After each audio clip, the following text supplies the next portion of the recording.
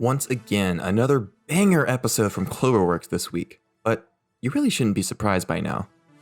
Welcome back to another Horimiya breakdown, where we'll be taking a deep dive into the 4th episode of the anime, as well as a discussion about that huge WTF moment later in this video. If you don't know me already, my name is Buckshot, and today I'm going to be talking spoilers from the 4th episode of Horimiya, as well as its corresponding manga chapters, so be ready for that. It seems that Miyamura wasn't completely alone in middle school, as we got introduced to Koichi Shindo, who used to be classmates with Miyamura back in the day. While Miyamura treats him a little rougher than he should, I think he understands and respects Shindo for what he did for him when they were younger. Surely after overhearing Shindo stand up for him in the bathroom that day, Miyamura knows that he really does care for him. Sure, Shindo might be a little socially unaware, but hey, no one's perfect, right? I think in the coming episodes we'll see Miyamura really attempting to rekindle his relationship with Shindo, or at least make it a little less aggressive than it is now. Shortly after this, however, Hori catches a serious cold, forcing her to skip school and stay bedridden all day. Of course, Miyamura comes to the rescue, bringing her medicine and other goodies to make her feel better.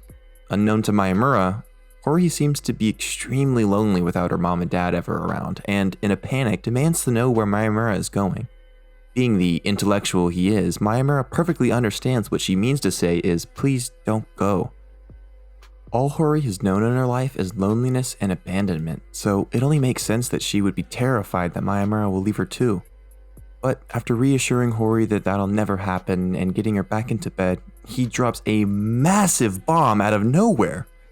He confesses his love to Hori so nonchalantly you might almost miss it, but then right afterwards proceeds to just walk out like nothing even happened. Hands down the biggest flex of all time, no competition. We'll have to wait and see how Hori will react in the next week's episode, but I can say for certain it's going to be a pivotal moment in their relationship depending on how it goes. This week's best scene has to be what went down in the student council room because man, poor Toru has it rough. After Hori and Miyamura take an unreasonably long time to return from getting everyone drinks, Toru is quick to think the worst and can't help but contemplate what they could be doing that's taking so long.